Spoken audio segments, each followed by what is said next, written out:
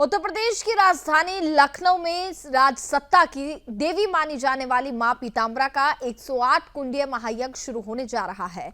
इसकी शुरुआत 22 जनवरी से होगी। राजधानी के झूलेलाल वाटिका के समीप उपासना स्थल पर 22 जनवरी से 30 जनवरी तक महायज्ञ होगा। इस यज्ञ का आयोजन दानी स्वामी श्री रामाश्रय जी महाराज के नेतृत्व में हो रहा है। विश्व कल्याण के लिए आयोजित इस महायज्ञ में 10 लाख से ज्यादा श्रद्धालुओं के आने की संभावना बताई जा रही है। लखनऊ में होने वाले इस आध्यात्मिक कुंभ की तैयारियां अंतिम चरण में हैं। आपको बता दें कि आरएसएस गौ सेवा गतिविधि के राष्ट्रीय संयोजक अजीत महापात्रा जी समेत यज्ञ समिति के प्रमुख लोग इस आध्यात्मिक महाकुंभ की तैयारियों को अंतिम रूप दे रहे हैं। उत्तर प्रदेश की राजधानी लखनऊ में 22 जनवरी से एक दिव्य और विहंगम समागम होने वाला है।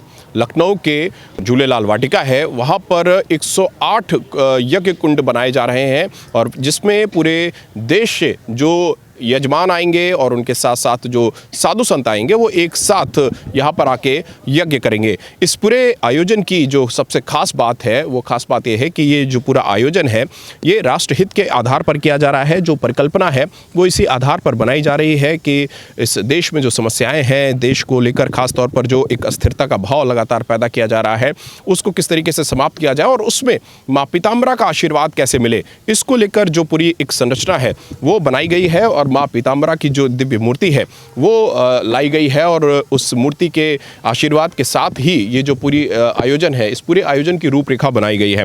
हमारे साथ इस समय जो मुख्य महाराज जी हैं वो मौजूद हैं। जो इस पूरे आयोजन होने वाला है 22 तारीख से, उसको लेकर क्या विचार है और किस दृष्टि के साथ इस पूरे आयोजन को किया जा रहा है उसके बारे में बताएंगे। महाराज जी, ये जो पूरा आयोजन है इसकी तो पहले रूपरेखा क्या है और ये विचार कैसे आया, किस तरीके से, क्योंकि इस तरीके के आयोजन आज तक लखनऊ में नहीं हुआ है, तो कैसे इसकी रूपरेखा बनी है और क्या किस तरीके से कार्यक्रम आगे बढ़ेगा? जी, ये जो कार्यक्रम है जो 108 कुंडीय पीतांबरा महायज्ञ हो रहा है, ये पूरी तरह से राष्ट्र को जो संकटों से मुक्ति दिलाने के लिए, राष्ट्र को और अधिक समृद्धशाली बनाने के लिए और समस्त समाज में समरसता का भाव जागृत करने के लिए सामाजिक समरसता, सेवा भारती, गौ सेवा जैसे अनेक जो प्रकल्प हैं जिनके आधार पर हम समाज को एक सही दिशा दे सकते हैं, जिससे समाज कुछ मार्गदर्शक प्राप्त कर सकता है। और जो हमारी भारतीय संस्कृति है वो भारतीय संस्कृति का संरक्षण और संवर्धन कैसे हो, क्योंकि जो वर्तमान समय है, जैसे कहा जाता है कलयुग में थोड़ा सा ऐसी स्थितियाँ आती हैं कि धर्म कुछ आडंबर युक्त हो जाता है, तो उसको हम इस धर्म से किस तरह से उसको संरक्षित रखें, संस्कृति को संरक्षित रखें, राष्ट्र को संरक्षित रखें और राष्ट्र हमारा कैसे सुखी हो, समृद्धशाली हो और समस्त प्रकार की जो यहाँ के निवासी हैं वो कैसे अपने जो तन से, मन से, धन से ऊर्ध्वगामी बने और उनकी जो मानसिकता है वो धर्म के प्रति आस्थायुक्त बने, धर्म के प्रति हमारी दृढ़ता बने, जिससे कि बहुत सारी ऐसी शक्तियाँ जो हमारे राष्ट्र के विरुद्ध षड्यंत्र रचती हैं, हमारे समाज के प्रति षड्यंत्र रचती हैं, हमारे धर्म को निर्मूल करने का प्रयास करती हैं, हमारी संस्कृति को नष्ट करने का प्रयास करती हैं और समय समय पर उनके कुत्सित प्रयास समाज में स्पष्ट रूप से दिखाई पड़ते हैं।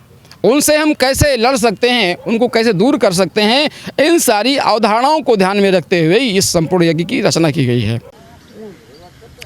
लखनऊ की झूलेलाल वाटिका में जिस बृहद आयोजन को किया जा रहा है उसमें 108 कुंडीय यज्ञ की व्यवस्था भी की जा रही है और आप ये देख सकते हैं किस तरीके से यहाँ पर जो कुंड हैं, जो वेदियाँ हैं, उनका यहाँ पर इस समय निर्माण हो रहा है।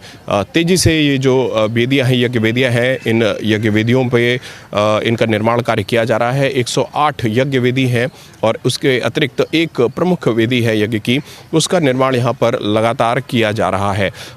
पूरे देश से जो साधु संत यहाँ पर पहुँचेंगे, उन लोगों को जो यज्ञ करना है उसकी सारी व्यवस्थाएं जल्द से जल्द यहाँ पर सुनिश्चित की जा रही हैं। लगातार यहाँ पर आप देख रहे हैं लोग काम कर रहे हैं और जल्द से जल्द इस यज्ञ वेदियों के निर्माण का जो कार्य है उसको पूरा करने की दिशा में यहाँ पर काम किया जा रहा है। एक बड़ा पांडाल यहाँ पर बनाया गया है, आप देख सकते हैं जिस तरीके के पांडाल आपको कुंभ में दिखाई देते हैं, जिस तरीके के पांडालों की संरचना, जिस तरीके के पांडालों की रचना हमारे वैदिक ग्रंथों में बताई गई है, ठीक उसी प्रकार के पांडाल की एक जो रचना है वो यहाँ पर लखनऊ में की गई है। और जो कुंडों का निर्माण है वो फिलहाल इस समय काफ़ी तेज़ गति से चल रहा है, क्योंकि समय आने वाला है जब यहाँ पर पूरे देश के जो साधु संत हैं वो एकत्रित होंगे, पूरे देश से आने वाले जो यजमान हैं वो यहाँ पर एकत्रित होंगे और वो लोग यहाँ पर आके यज्ञ करेंगे। इसलिए इन यज्ञ वेदियों का निर्माण कार्य फिलहाल तेज गति से चल रहा है। अपनी भारतीय संस्कृति की मूलभूत अवधारणा को दृष्टिगत रखते हुए इस महापीताम्बरा महायज्ञ में जो 108 कुंडी होने जा रहा है, जिसका आप भव्य और दिव्य स्वरूप देख रहे हैं, इसकी रचना पूरा वैदिक वाङ्मय की जो व्यवस्था है उसके अनुसार की गई है।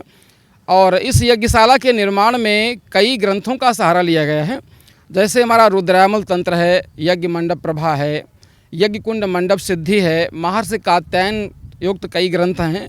ऐसे जो हमारी प्रमुख यज्ञ विधाएं हैं जिनमें यज्ञशाला के निर्माण की विधियों का वर्णन है, उनका जो है सहारा लेकर के उनके अनुरूप इस यज्ञशाला के मंडप से लेकर के इस यज्ञ कुंडों को बनाया गया है।